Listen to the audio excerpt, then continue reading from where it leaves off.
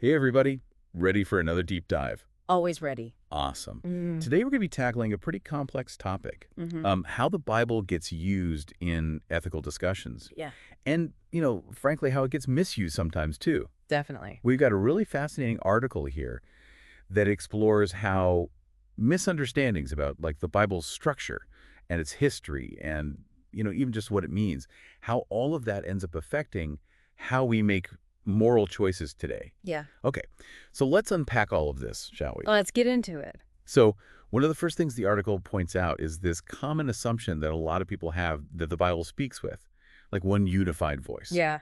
Like it's one big rule book, right? Yeah. But it's not quite that simple, is it? It's kind of like if you imagine going to a concert and you've got like 100 different instruments all playing their own thing, Yeah. but we're trying to pretend it's one like perfect melody. That's a great analogy. And that idea that the Bible has just one voice actually leads to a lot of problems. I mean, think about it. People often cherry pick the verses that fit their own beliefs, Right, yeah. and then they just ignore the parts that make them uncomfortable. Yeah, we've all seen that happen, right? Yeah. Someone's trying to like justify their opinion Yeah. and they'll pull out a verse, but Yep. then totally overlook other parts that might, challenge their view. It's like creating your own, personal playlist instead of listening to the whole album. Totally. The article uses a fancy term for this. It's called univocality, Univocality. which basically means, assuming the Bible has just this single voice or this one message. Gotcha. But what's really fascinating is that, if we ditch this whole idea of univocality and we start to see the Bible as like a vibrant conversation, Right. not a monologue, right? Okay. It's full of all these different viewpoints and perspectives, that sometimes even clash with each other. Huh. So then how does this whole like multiple voices thing play out in real life, Yeah. Like let's take a famous verse, 2 Timothy 3.16, the one that says, all scripture is God-breathed and useful for teaching. It's like practically the poster child for biblical inspiration. Yeah, that's a really popular one. But, here's where context is so important. When Second Timothy was written, the Bible, as we know it today, didn't even exist. Really? Yeah. Oh, wow. Scripture, back then, referred to a different set of texts. So we can't just like apply that God-breathed label to the entire Bible as we have it today. It's not that simple. And plus, that word God-breathed, the Greek word is theopneustos. And it doesn't necessarily mean inspired in the way we often think about it today. It's more about like giving life, Huh. like God did with Adam. Okay. That whole idea that the entire Bible is, inspired in the same way and forms the single unified whole that actually came centuries later. So that really changes things. I mean, if we can't just take the Bible as this one big rule book, how do we even begin to make sense of all these different moral teachings that it contains? I mean, this is where things get really interesting. It does get interesting, and the article actually uses this great analogy to describe all of this. It talks about a moral mixtape. A moral mixtape. Yeah, just imagine you got this mixtape with, all these different kinds of music. Some songs are about, love and compassion, while others are about anger and judgment. So you're saying it's like a playlist that's got everything from like soulful ballads to heavy metal anthems. Look, exactly. And trying to lump all of that into one category just wouldn't make sense, right? Right. And that's where things can get tricky, when we try to apply these very different teachings to our modern lives. Yeah. Especially when we run into passages that seem, well, pretty problematic by today's standards. You're hitting on a really key point.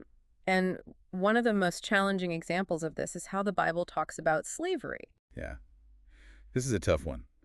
How can a book that so many people see as morally authoritative, also just accept slavery as like a normal part of society? It's a real head scratcher. It's definitely uncomfortable, but the article doesn't shy away from this issue at all. It points out that slavery isn't just mentioned in passing. It's woven into some pretty fundamental concepts in the Bible. So it's not just a few isolated verses we can just easily dismiss. Right. It's much more deeply embedded than that. And that's why it's so important to understand the historical context. I mean, the Bible was written in a time and place where slavery was it was completely ingrained in the culture. Right. And it's not about condoning slavery or saying it was okay back then. It's about acknowledging that the Bible is a product of its time, and we need to understand that context to fully grasp its complexities. Okay, I see where you're going with this.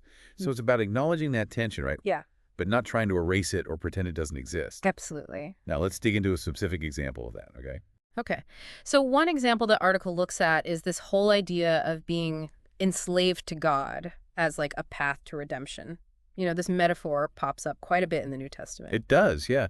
It always kind of struck me as like a paradox, Yeah. you know? Like, how can you find freedom through submission? How does that even work? Yeah, it's definitely a concept that needs some careful unpacking. I mean, on the one hand, it points to, a really deep sense of devotion, surrender to a higher power. Right. But then again, when you view it through the lens of, slavery being totally normal back Oh, then, yeah.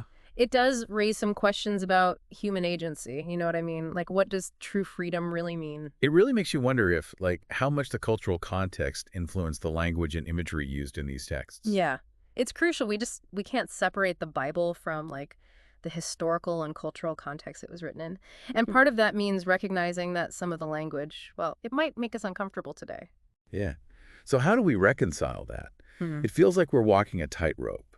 On the one hand, we want to respect the Bible and its teachings, but on the other hand, we got to acknowledge that some of it is, well, kind of messed up. It's all about balance, isn't it? It's not about, trying to sugarcoat things or pretend those difficult passages aren't there. Or, It's about like engaging with them honestly and thoughtfully.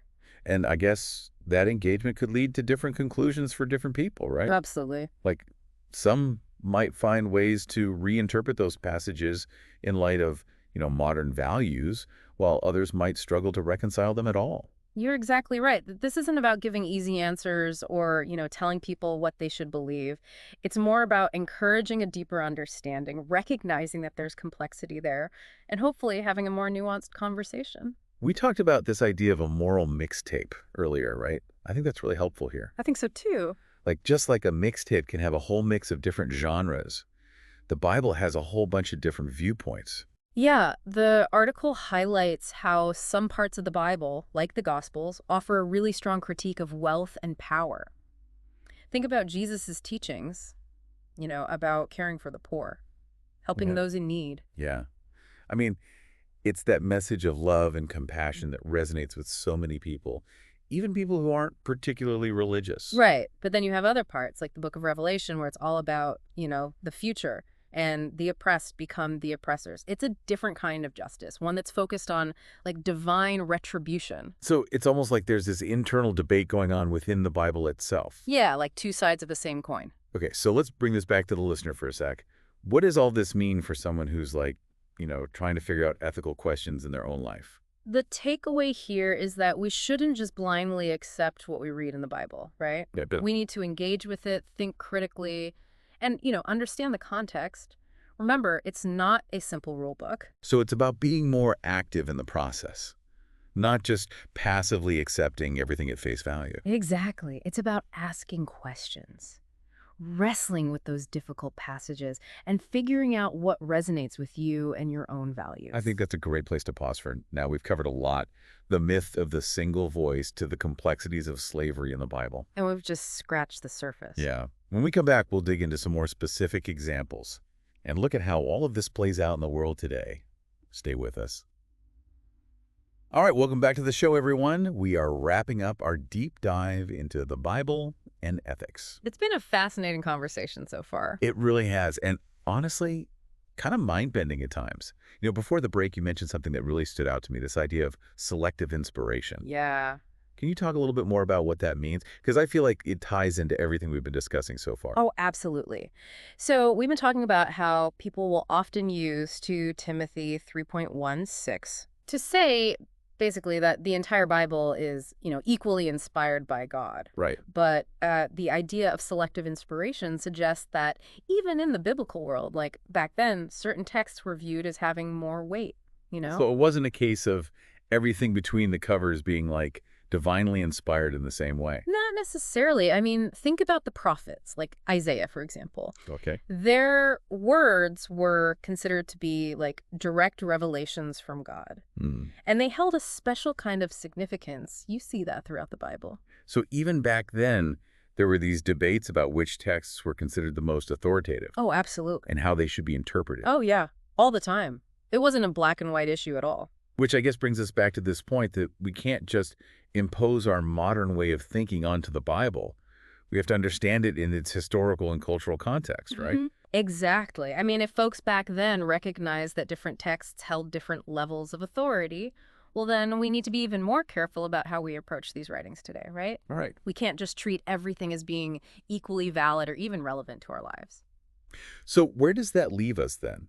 I mean, if we can't just open the Bible, and expect to find all the answers to these ethical questions, Yeah. what good is it? What are we supposed to do with it? That's the big question, isn't it? Yeah. I think the answer lies in understanding that the Bible is a source of powerful stories. You know what I mean? Hmm.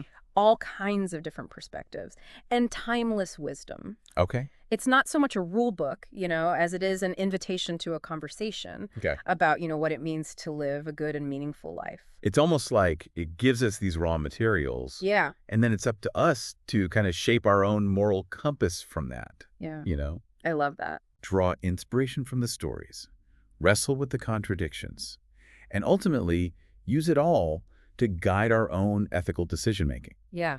It's a process, right? I mean, the Bible gives us so many ethical insights, but it's up to each of us to sort through those and to engage with them critically and to decide what resonates for us. Wow.